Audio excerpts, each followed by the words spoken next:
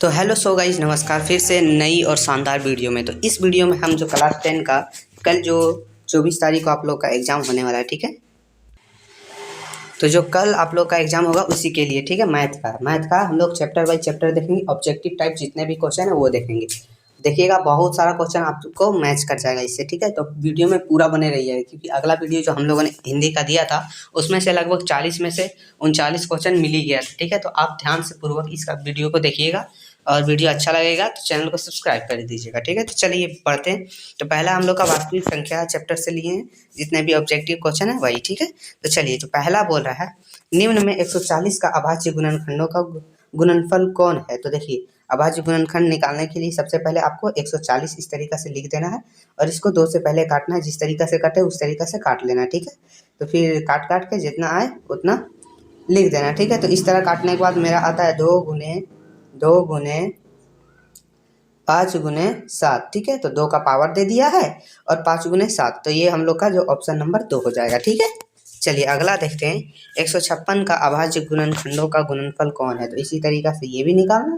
तो ये हम लोग का ऑप्शन नंबर 2, ठीक है। आप लोग देख लीजिएगा, 156 का निकाल के देखिएगा, यही आ जाएगा, ठीक है। आप लोग ध्यान से निकालिए। तो ये है ना, जैसे ही आप निकालिएगा तो देखिए ये हम लोग का जो हो जाएगा वो हो जाएगा 3 और देखिए 156 है ना।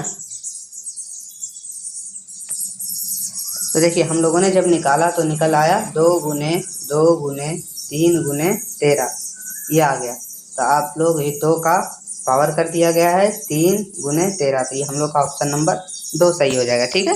इसी तरीका के आप निकाल के इसे आसानी से आप लिख सकते हैं, ठीक है। तीसरा है 120 का ऑप्शन नंबर 1 हो जाएगा। 2 गुने 3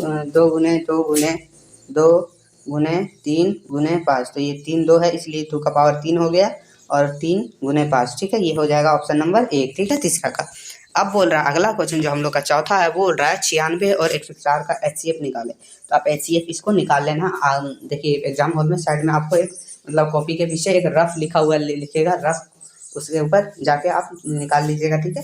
जो भी है आप अच्छे से इसका जो है निकाल लीजिएगा, ठीक है। तो जैसे ही आप निकालिएगा ना तो आपका जो आंसर आएगा 4 आएगा, ठीक है। आप मिला के देख लीजिएगा आप एचसीएफ निकाल के, ठीक है। दूसरा है 26 और 91 का जब हम लोग एचसीएफ निकालेंगे तो इसका आंसर आ जाएगा 13, ठीक। चलिए इसी तरीका से अब है एचसीएफ एलसीएम, जो आप लोग का 2 नंबर का क्वेश्चन रहेगा, यही सब में से रहेगा। तो 100 नहीं, ये जो 26 और 91 का एलसीएम अगर बोल रहा है तो 26 और 91 का एलसीएम जब निकालेंगे हम लोग 26 और 91 का, तो वो आ जाएगा मेरा ऑप्शन नंबर 3, 182, ठीक है। ये हो जाएगा, ठीक। चलिए इसी तरीका से एलसीएम एचसीएफ है यही सब। तो 501 और 92 का एचसीएफ निकालने के बाद 2 आ जाएगा। इस तरीके से आपको 6 और 20 का एचसीएफ निकालने के बाद 2 आ जाएगा, ठीक है, ऑप्शन नंबर 1। फिर है 6 और 20 का एलसीएम, ये एचसीएफ है, ये एलसीएम निकालने के बाद 60 आ जाएगा, ठीक है। जैसे आप निकाल लीजिएगा तो 60 आ जाएगा, ठीक है।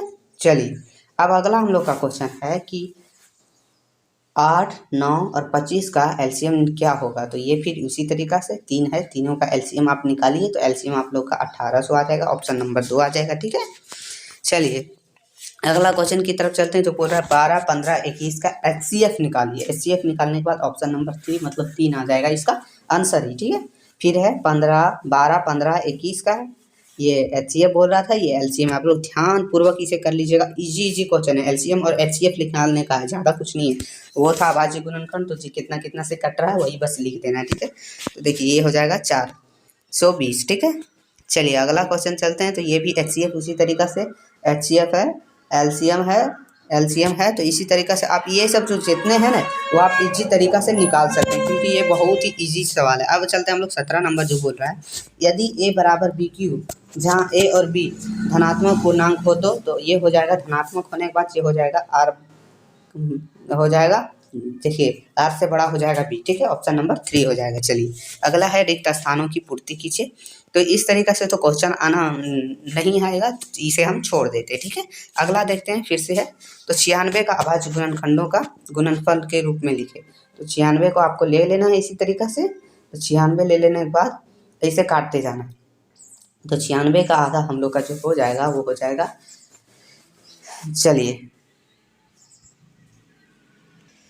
तो देखिए 96 का जैसे ही आप निकालिएगा ना तो आपका पहले आ जाएगा, देखिए 96 निकालने के बाद आ जाएगा 2 से लगाइएगा 48 आ जाएगा, 48 फिर 2 से लगाइएगा तो हो जाएगा 24 आ जाएगा, फिर 2 से लगाइएगा तो ये आ जाएगा 12, फिर 2 से लगाइएगा तो 6 आ जाएगा, फिर 3 से लगाइएगा कट जाएगा। ठीक है, तो ये हो जाएगा 2 गुने 2 गुने 2 गुने 2 गुने 3, ये आ जाएगा। ठीक है, तो इसे रूट में लिखा है तो 5 हम लोग मतलब 2 जो है वो 5 ठो है, इसलिए 2 का पावर 5 दे दिया है और गुने 3 दे दिया, यही हम लोग का आंसर है। ठीक है, आप लोग ध्यान से देखिएगा, कई बार हो सकता है आप लोगों को ऑप्शन में खाली 5 बार यही लिखा हुआ मिले और 3 लिखे, तो आप इसी पर टिक मारिएगा, अगर ऐसा रहे तो ऐसा पर भी, दोनों का आंसर सेम ही है। ठीक है, इसे कोई दिक्कत नहीं है। तो 120 का अभाज्य गुणनखंड इसी तरीका से है, तो आप लोग का आंसर ये है। अगला है 140 का, तो देखिए ये हम लोग का आंसर ये है।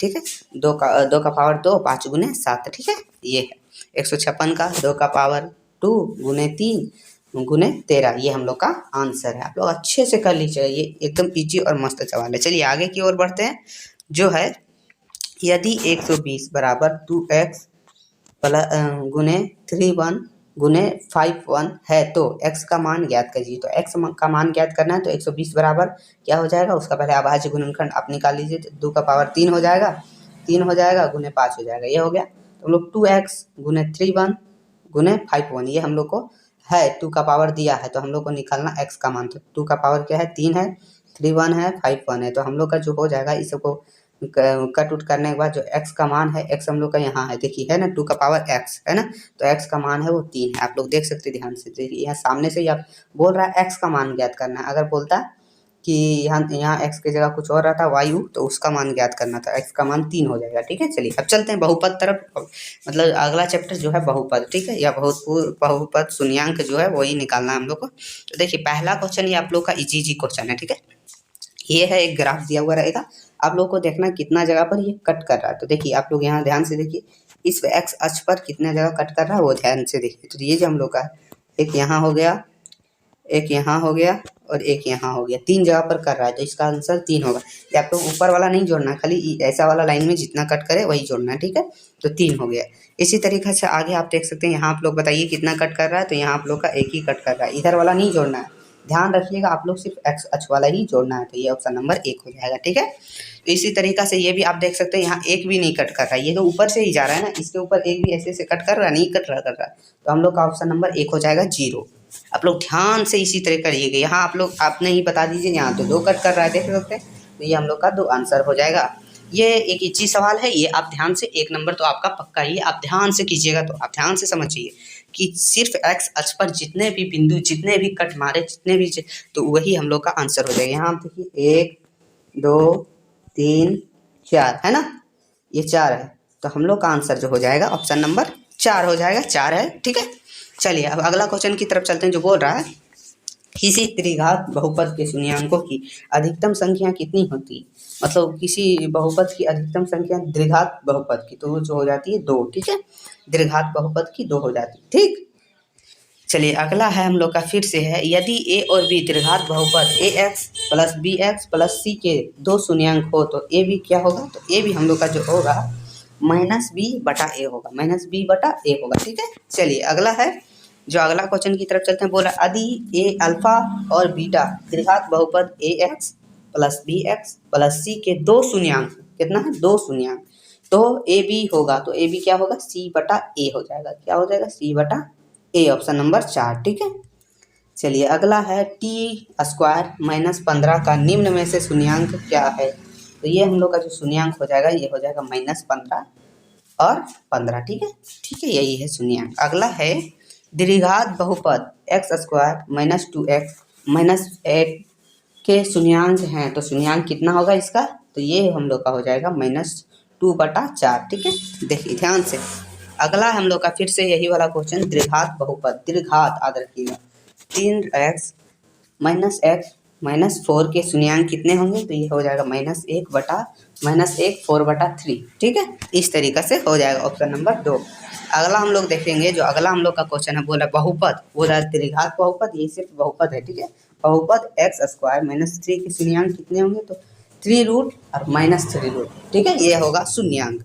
अगला देखते हैं, अगला बोला द्विघात बहुपद 4u प्लस 8u का शून्यांक क्या होगा, तो होगा 0 और -2। ठीक, चलिए अगला क्वेश्चन की तरफ चलेंगे, तो ये बोला एक द्विघात बहुपद क्या होगा जिसके शून्यांक का योग गुणनफल क्रमशः 0 और √5 हो, तो ये हो जाएगा 0, 0 का x स्क्वायर दे देते हैं और √5 का √5 ही हो जाएगा। ठीक है, चलिए प्लस में होगा, ठीक है, प्लस √5। ठीक है, चलिए अगला देखते हैं। यहाँ है एक दीर्घात बहुपद के शून्यांकों का योग तथा गुणनफल क्रमशः -3 और 2 है, तो दीर्घात बहुपद कितना होगा, क्रमशः -3 और 2।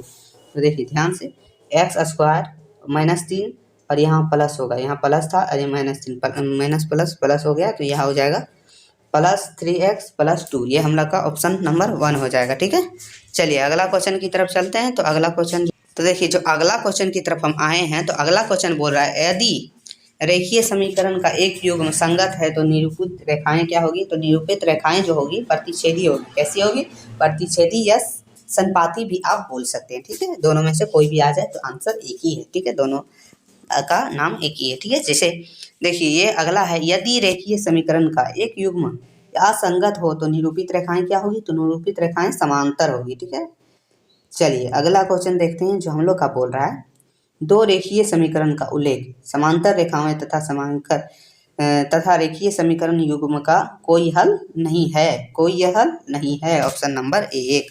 चलिए अगला क्वेश्चन जो चलते हैं हम लोग का बोल रहा है, दो रेखीय समीकरण का अरेख प्रतिच्छेद रेखाएं, तब रेखीय समीकरण का युग्म क्या होगा, एक द्वितीय हल होगा, एक द्वितीय हल। ठीक है, देखिए अब ध्यान से हम लोग देखते हैं, आप लोग इसे अच्छे तरीक़ा से समझ जाइएगा। हम अभी इसलिए नहीं दिखा रहे हैं, पूरा हल करके दिखाना शुरू करें तो हम लोग का ये वीडियो है बहुत ज़्यादा लंबा हो जाएगा, इसलिए। ठीक है, तो दो रेखीय समीकरण का आलेख संपाती रेखाएं है, तब रेखीय युग्म क्या होगा, अनेक हल होगा। इसका जो हल है जो अनेक होगा, ऑप्शन नंबर 3 हो जाएगा।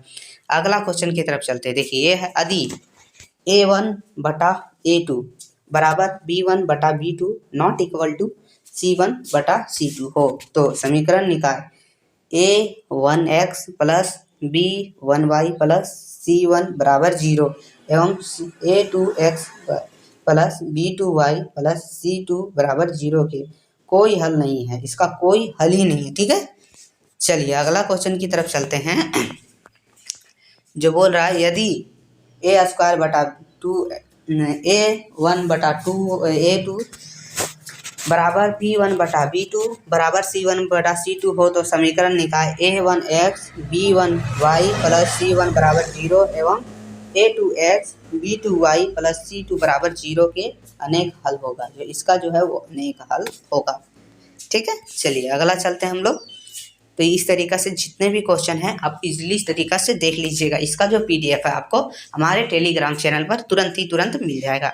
अगला क्वेश्चन है, एक चर रेखिक समीकरण का व्यापक रूप है, तो एक चर रेखिक समीकरण। ठीक है, ध्यान रखिए, तो ये हम लोग का होगा AX + B = 0, AX + B = 0। ठीक है, तो चलिए अगला है हम लोग का, तो अगले क्वेश्चन की तरफ चलते हैं। तो चलिए तो हम लोग जो अगला क्वेश्चन के तरफ आए, यहाँ आप लोग को जांच करना है। ठीक है, मतलब उसको पता करना है समीकरण पूरा करके कि ये जो है वो द्विघात समीकरण है या नहीं, बस इतना ही जवाब देना। तो देखिए हम लोगों ने पहले जो आंसर ऑप्शन है वो है AX - 2² + 1 = 2x - 3, तो बायां पक्ष है। ये आप लोग का सब्जेक्टिव में भी आ सकता है, x + -2 का स्क्वायर + 1, तो ये हो जाएगा x² - 4x - 4 + 1 बराबर x² - 4x + 5। ठीक है, इसलिए देखिए ये x और 2 का जो हम लोग है वो अंडर रूट ले लिया है -2। ठीक है, +1 बराबर 2x - 3। ठीक है, इसका जो टोटली है समीकरण आप लोग कर लीजिए। इसका जो आंसर है वो आ जाएगा, देखिए AX ना, तो देखिए जो है ये AX + BX + C = 0 के प्रकार का, इसलिए जो समीकरण है वो द्विघात समीकरण है। ठीक है, इस तरीके से आप लोग का बहुत सारा क्वेश्चन है, आप लोग हल कर लीजिएगा अच्छे से। चलिए हम लोग आगे क्वेश्चन की तरफ चलते हैं। जो अगला क्वेश्चन हम लोग का बोल रहा है वो चलते हैं। तो देखिए ये हम लोग का हो गया है, ये देखिए ये है एक ऐसी श्रेणी जिससे पहले पद को छोड़कर प्रत्येक पद अपने पद में एक निश्चित संख्या को जोड़कर प्राप्त होता है, उसे क्या कहते हैं, तो उसे समांतर श्रेणी कहते हैं। ठीक है, समांतर श्रेणी, ध्यान रखिएगा। चलिए अगला क्वेश्चन की तरफ चलते हैं। किसी समांतर श्रेणी का सर्व अंतर हो सकता है, तो वो धनात्मक भी हो सकता है, ऋणात्मक भी हो सकता है, शून्य भी हो सकता है, यानी ऑप्शन नंबर 4 इनमें सभी। ठीक है, चलिए इसमें है एक समीकरण दिया हुआ, इसमें आप लोगों को बताना है इसमें कौन समांतर श्रेणी है। तो देखिए निम्न में कौन समांतर श्रेणी है। तो देखिए समांतर श्रेणी हम लोग का है 3/2, 1/2, फिर है -1/2, -3/2, ये है समांतर श्रेणी ऑप्शन नंबर 3। ठीक है, चलिए निम्न में कौन समांतर श्रेणी है, फिर इसमें देखिए तो यही है, इसी तरीका है। देखिए समांतर श्रेणी का मतलब जैसे यहाँ 1 2 ठीक है 3 इस तरीका है। फिर इधर जो आप लोग का लिखा रहेगा तो वो रहेगा -1 -2 -3, ये हम लोग का जो है वो समांतर श्रेणी में आता है। ठीक है, जितने भी इस तरीका से है वो समांतर श्रेणी है। ठीक है, तो ध्यान से। अगला है समांतर श्रेणी AP 3 1 -3 -1 का प्रथम पद क्या होगा। तो प्रथम पद 3 होगा। देखिए यहीं से देख सकते प्रथम पद 3 है। ठीक है, इसमें बोल रहा है समांतर श्रेणी का सर्व अंतर क्या है। तो सर्व अंतर जो है वो -2 का अंतर है। ठीक है, क्या है -2 का अंतर है। चलिए अगला समांतर श्रेणी AP -5 -1 3 और 7 का प्रथम पद क्या है। तो -5 आप लोग यहीं से देख सकते हैं -5 है। ठीक है, ये सब इजली सवाल है, आप लोग देखिए ध्यान से देखिए तो समझिए तो बहुत अच्छी आसानी से आप लोग का जो है वो हल हो जाएगा। ठीक है, अगला हम लोग चलते हैं जो 8वां नंबर क्वेश्चन है, बोल रहा है समांतर श्रेणी -5 -1 3 और 7 का सर्व अंतर क्या है। तो इसमें अंतर कितना है, कितना का है। तो 4 का है। देखिए 5 ठीक है 4 का अंतर है। ठीक है, ऑप्शन नंबर 3 हो जाएगा।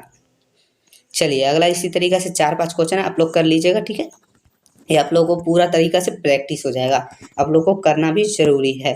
चलिए अब हम लोग चलेंगे अगला क्वेश्चन जो बोल रहा है किसी समांतर श्रेणी का पद A सर्व अंतर D है तो n का पद क्या होगा। तो ये हो जाएगा A + n-1 D, ये उत्तर हो जाएगा हम लोग का ऑप्शन नंबर 2। ठीक है, चलिए AP का दूसरा पद क्या होगा। जिसका प्रथम पद A = 4 है और सर्व अंतर D = 3 है। तो दूसरा पद क्या होगा। तो 1 हो जाएगा। कितना हो जाएगा, 1 हो जाएगा।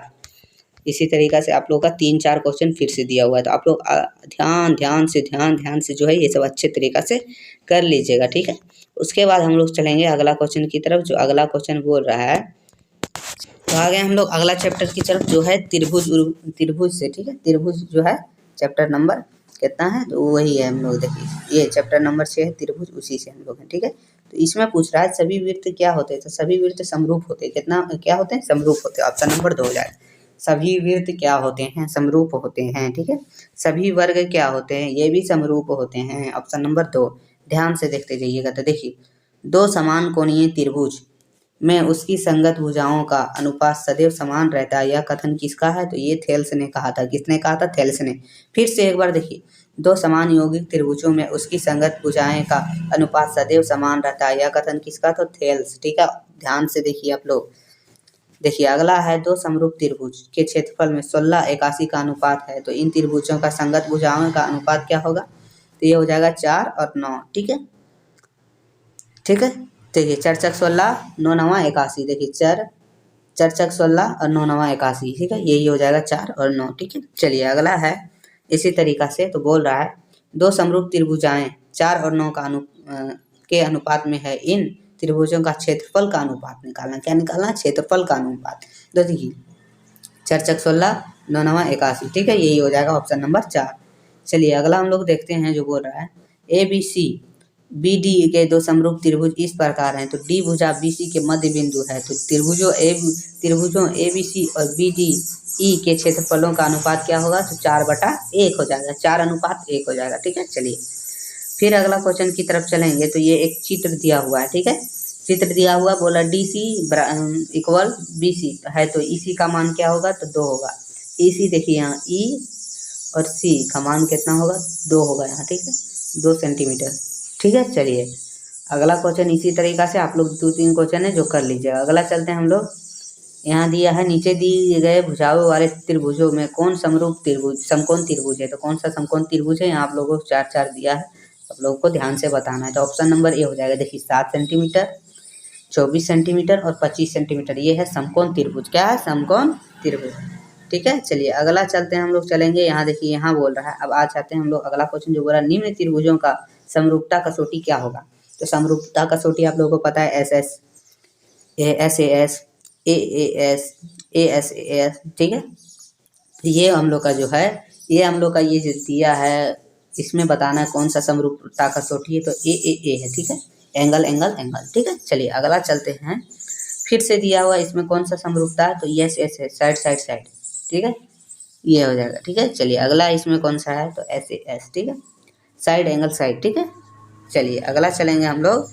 तो इसी तरीक़ा से आप लोग को 3-4 क्वेश्चन है, ये जो बोल रहा है तो फिर इसी तरीक़ा से है। तो D B equal not equal to B C बराबर, तो ए डी बटा बी डी बराबर होगा, तो क्या किसके बराबर होगा, ए ई और ई सी। देखिए जैसे ए और डी है, जो ए और डी जो हम लोग का है वो हो जाएगा, और डी और बी है तो ये किसके बराबर होगा, तो ए ई और ई के बराबर होगा, ई और सी के बराबर हो जाएगा। ठीक है, हम लोग ध्यान से चित्र से ही समझ सकते हैं।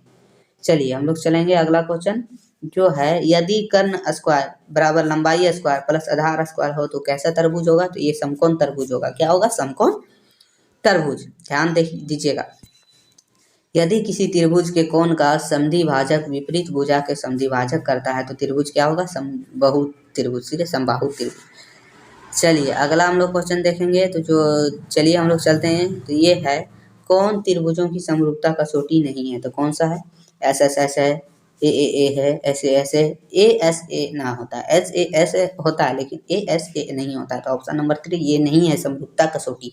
और अगर आप लोग को 3-4 ऑप्शन दे दे, बोलेगा समरूपता कसौटी कौन है, तो ये रहे, ये रहे, ये रहे, तीनों में से कोई रहे, उसमें से टिक मार देना है।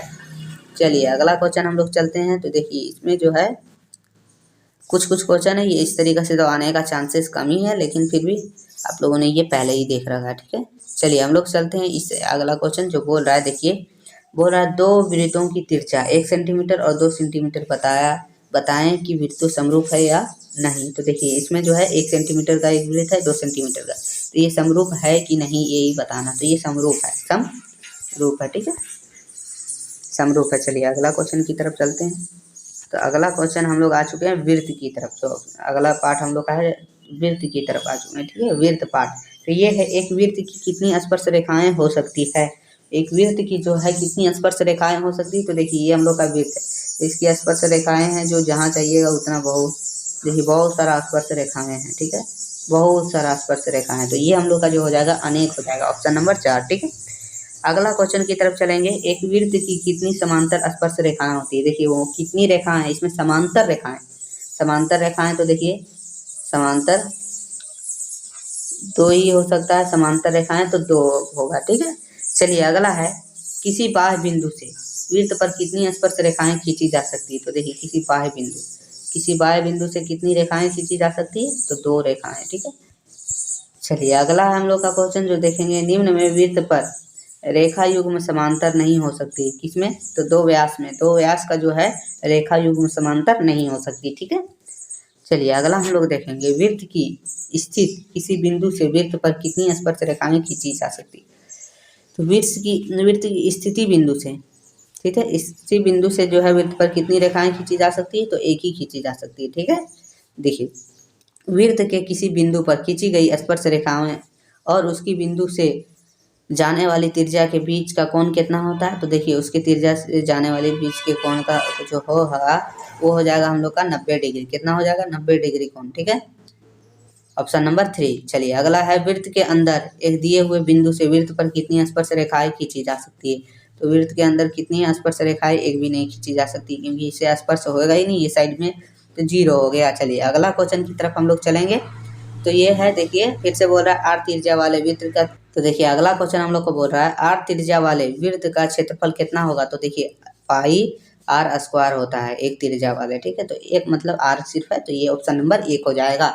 चलिए इसमें अगर बोल दे, यहाँ आप लोग का रहे 2 त्रिज्या वाले, तो 2 पाई आर स्क्वायर, ध्यान रखिएगा। यहाँ बोल दे 4, तो इसके जगह पर 4, 5, 5, इसी तरह से आपका आंसर हो जाएगा। ठीक है, चलिए बोल रहा है, आर त्रिज्या वाले वृत्त का परिणाम क्या होता है। तो आर त्रिज्या वाले जो है वृत्त का परिणाम इसमें बोल रहा है। ठीक है, उसमें बोल रहा है, इसमें बोल रहा है क्षेत्रफल और इसमें बोल रहा है परिणाम। याद रखिएगा, परिणाम जो है 2 पाई आर होता है। कितना होता है, 2 पाई आर। ठीक है, चलिए हम लोग चलते हैं अगला। तो आई आर स्क्वायर के अर्धवृत्त का क्षेत्रफल, अर्धवृत्त मतलब आधा का, तो ये हो जाएगा 1/2 2 R square R pi R square. ठीक है, 1/2 पाई आर स्क्वायर हो जाएगा, ऑप्शन नंबर 2। ठीक है, चलिए अगला चलेंगे हम लोग। तो अगला बोल रहा है कि आर त्रिज्या वाले वृत्त का प्रथम चतुर्थांश का क्षेत्रफल है, कितना है।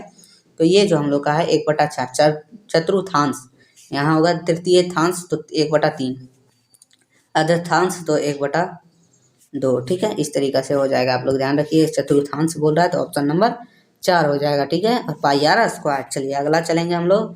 अगला बोल रहा है तो त्रिज्या के अर्धवृत्तों का परिणाम क्या हो जाएगा? अर्धवृत्तों तो एक कितना हो जाएगा? पाई आर प्लस 2r, ठीक है।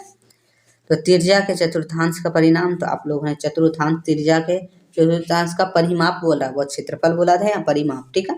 तो 1/2 पाई आर प्लस 2r, ठीक है। तो ये फिर से बोल रहा है तीर्थांश, तो 1/3 पाई आर प्लस 2r, ठीक है। इस तरीक़े से आपको लिख देना है। चलिए अगला चलेंगे हम लोग। तो अगला क्वेश्चन है, यदि r बराबर 7 सेंटीमीटर है, ठीक है, तो अर्धवृत्त का परिणाम क्या होगा? तो 7 तो ये हो जाएगा 36, ऑप्शन नंबर ए हो जाएगा, ठीक है। चलिए हम लोग अगला क्वेश्चन की तरफ चलेंगे। तो देखिए ये जो हम लोग का है, यदि एक वृत्त का परिणाम और क्षेत्रफल संख्यात्मक रूप से बराबर है तो उस वृत्त की त्रिज्या क्या होगी? मतलब जो क्षेत्रफल है और परिमाप संख्यात्मक रूप मतलब संख्या से वो जो है बराबर है, तो ये हो जाएगा 2 मात्रक हो जाएगा। कितना हो जाएगा? 2 मात्रक, ऑप्शन नंबर ए। चलिए अगला है, यहाँ कुछ समीकरण दिया हुआ है, उसका बोल रहा है जैसे निम्न में दीर्घ त्रिज्याखंड का क्षेत्रफल क्या होगा? तो मतलब यहाँ दीर्घ त्रिज्याखंड का क्षेत्रफल है जो हो जाएगा 3/60 माइनस जो है थीटा बटा 3/60 pi R square, option number A हो जाएगा, ठीक है। ऑप्शन नंबर 1 हो जाएगा। चलिए अगला चलेंगे हम लोग। तो बोल रहा है एक वृत्त का क्षेत्रफल इतना कितना है? 49 सेंटीमीटर स्क्वायर है। तो वृत्त की त्रिज्या क्या होगी? त्रिज्या मतलब आप जो हो जाएगा इसका हो जाएगा 7×49, ठीक है, 7 हो जाएगा, 7 सेंटीमीटर। चलिए अगला चलेंगे हम लोग। तो अगला चलिए ये सब जो है इजली क्वेश्चन है, आप लोग चलिए अगला चलेंगे। किसी व्यास का 14 सेंटीमीटर है तो उसकी परिधि क्या होगी? तो 14 ये होगा 44 परिधि हो जाएगा सेंटीमीटर, ठीक है, ऑप्शन नंबर 3 हो जाएगा। चलिए अगला चलेंगे। 7 सेंटीमीटर त्रिज्या वाले वृत्त की परिधि तो 44 सेंटीमीटर, कितना? 44। तो ठीक है, इस तरीके से आप लोग ध्यानपूर्वक अगर थोड़ा सा भी कर लीजिएगा तो आप लोग अच्छे तरीक़ा से नंबर ले आइएगा। देखिए अगला क्वेश्चन हम लोग का, एक घड़ी के मिनट वाली सुई द्वारा 1 मिनट में बनाया गया कोण होता है तो कितना? तो 1 मिनट में कितना कोण बनता है? तो ये हो जाता है 6 डिग्री कोण, 6 डिग्री कोण। देखिए घड़ी होता है तो घड़ी जो है ना जो 1 मिनट में जो कितना है तो वो 6 डिग्री कोण बनाता है, ठीक है। चलिए अगला चलेंगे। तो अगला हम लोग इस तरीक़ा से ये सब जो है समीकरण वाला आप लोग इसे आराम से हल करके देख लीजिएगा। अगला चलिए हम लोग चलते हैं। तो अगला हम लोग को जो है जितने भी हम लोगों ने किया है वो बहुत ज़्यादा क्वेश्चन कर लिया, और जो भी बच गया है वो आप लोग समीकरण था वो यहाँ बताना मुश्किल था, उसके लिए एक पेन और कॉपी की ज़रूरत थी। आप ध्यानपूर्वक उसे अच्छे तरीक़ा से समीकरण करके देख लीजिएगा, ठीक है। और किसी तरीक़ा से डाउट रह जाता है तो आप कमेंट करके पूछ सकते हैं, ठीक है। तो फिर मिलते हैं आगे की वीडियो में, तब तक के लिए धन्यवाद।